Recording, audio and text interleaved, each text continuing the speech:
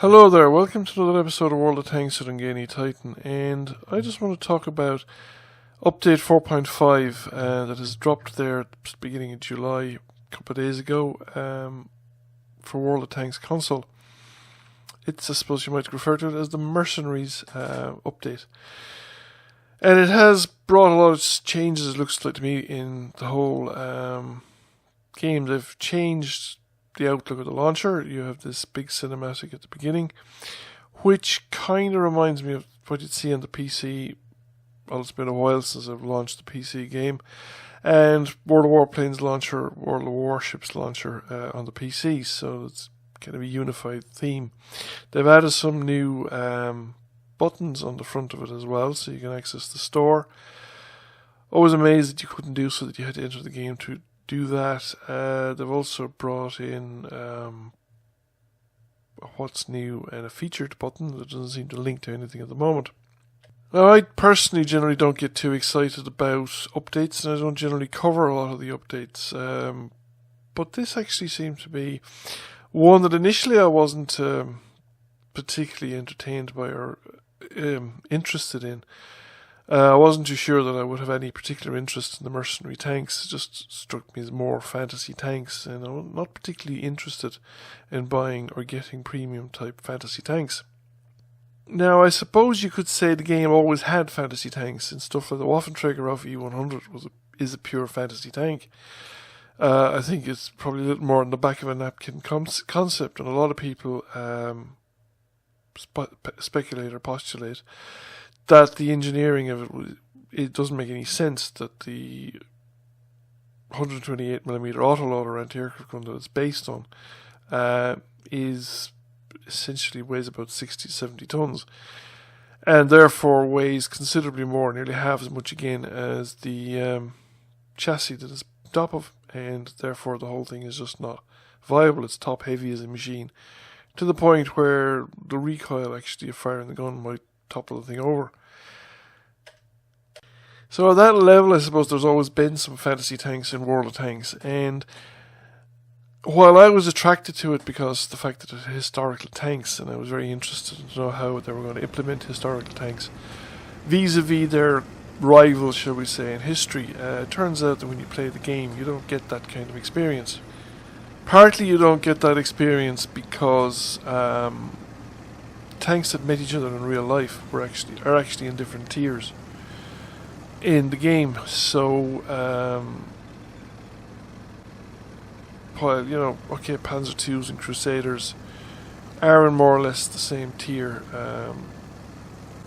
in World of Tanks, Panzer IIIs and Crusaders for instance, but a lot of the Panzer IV variations are quite higher tier, and you don't run into them with Crusaders or whatever. Tigers generally don't meet the kind of tanks that Tigers normally met historically, which would be Shermans and maybe T-34s, T-34-85s and stuff like that, whereas in the game they'll meet an awful lot more ISs and KV-3s, KV-4s, T-29s, stuff like that. Some of the stuff which didn't exist. Some of the stuff which, even if it did exist, wasn't being deployed in Europe, so there'd be a lot more Pershings, and as well as ISs and various other things that the Tiger wouldn't have actually had to deal with historically. And once I got started playing the game, that sort of stuff didn't bother me, so I wasn't too bothered about the whole mercenary thing. But then one of my nephews just was playing the game. He plays it occasionally, he's a real dabbler at it, but he signed up for one of the mercenary contracts, and I was looking at the way it worked, and it seemed like interesting, so I've done it myself, and I'll probably be doing more detailed videos of it. But it seems to me that it's not newbie friendly. This is something for veteran players, because you have to revisit an awful lot of your old tanks that you played years ago, or they may not be in your garage any longer, or variations thereof. So I signed on for the Needle,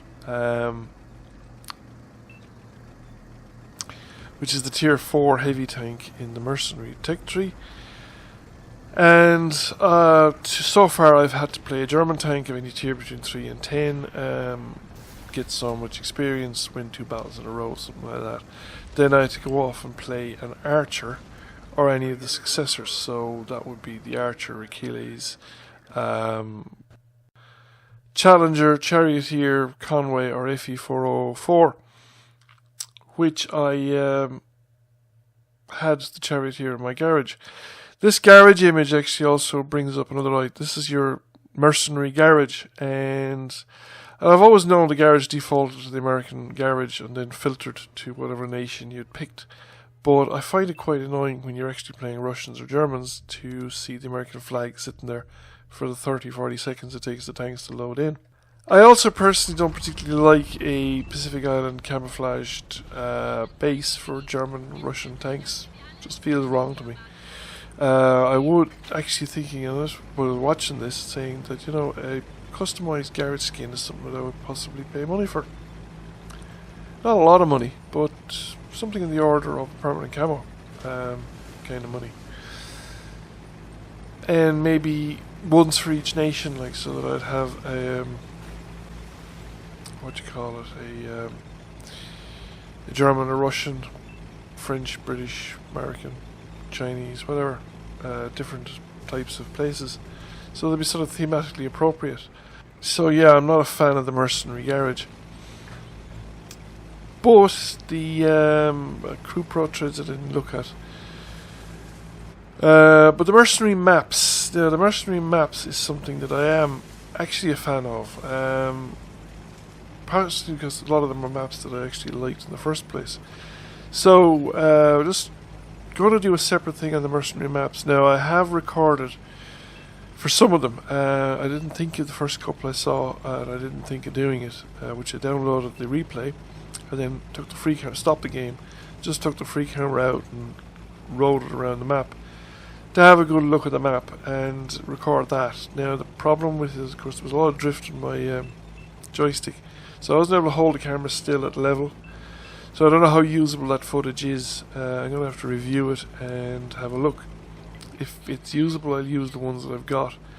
But I would like to see to do the whole lot of them and to do a reasonably decent job. Now what I'd be doing is just a quick wander around. I won't go into any great detail.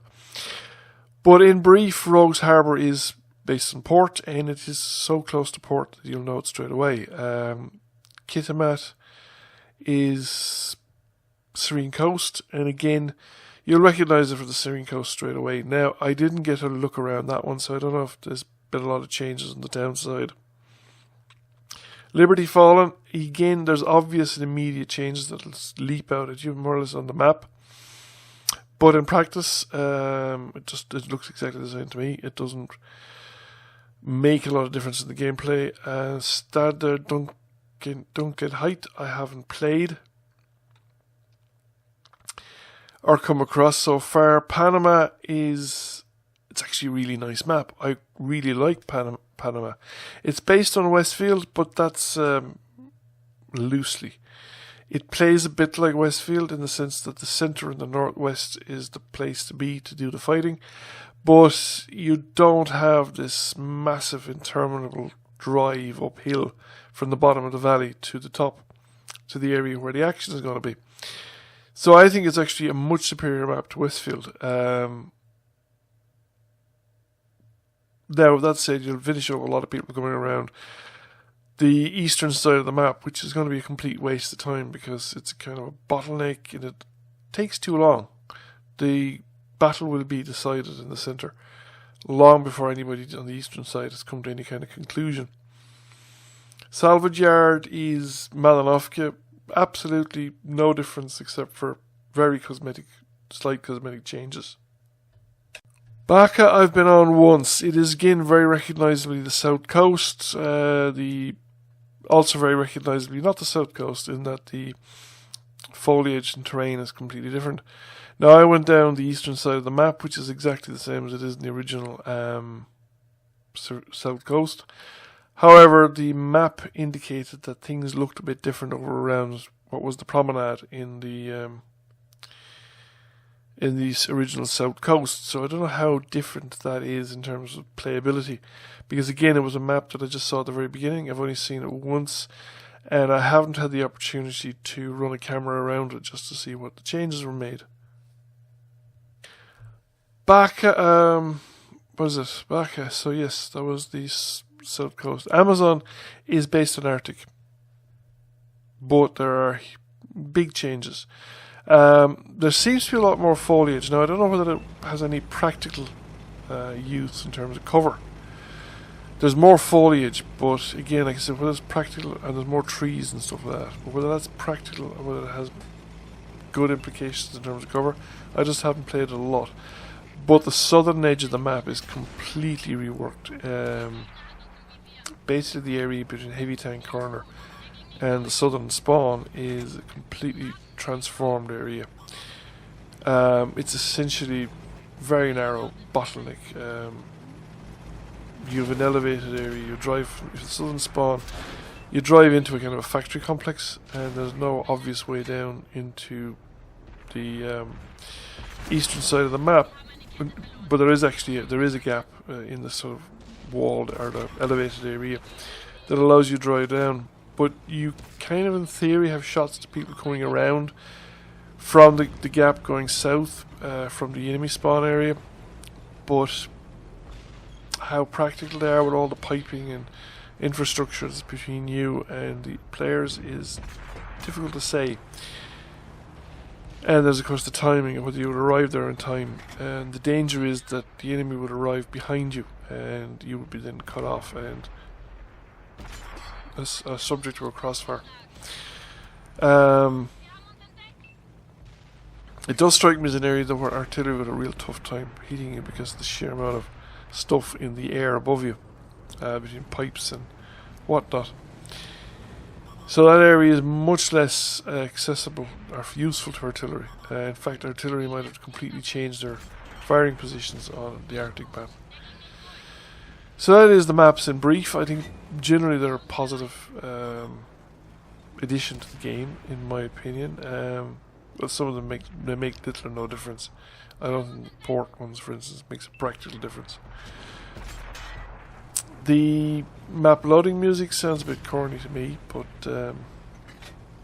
it's nothing to get upset or excited or object about. And other than that, then everything else is... Oh yes, the other thing, and I think that really is a bit of a problem with this game. To see what I mean, I'm going to have to look at a result screen, and if you go into a result screen, and you go to the very end of the result screen where you have the bit where you look at the efficiency. Now, who thought to putting the tank names on white and having a white highlight? It was a good idea. I mean, as user design, that really is bad, and the developers and the testers deserve a bit of a spanking for letting that one through. At least they switched the colours on the player names so that you can at least see the player name when you've highlighted the tank. But picking out the tank's name is going to be pretty challenging when it's white on white. Thank you for watching. I hope you enjoyed the video. If you did, please give it a like and a thumbs up down below. If you have not already done so, please subscribe to the channel and hit the notifications so that you'll catch all my videos as they go up. Once again, thank you for watching, and I will catch you all again soon. Bye for now.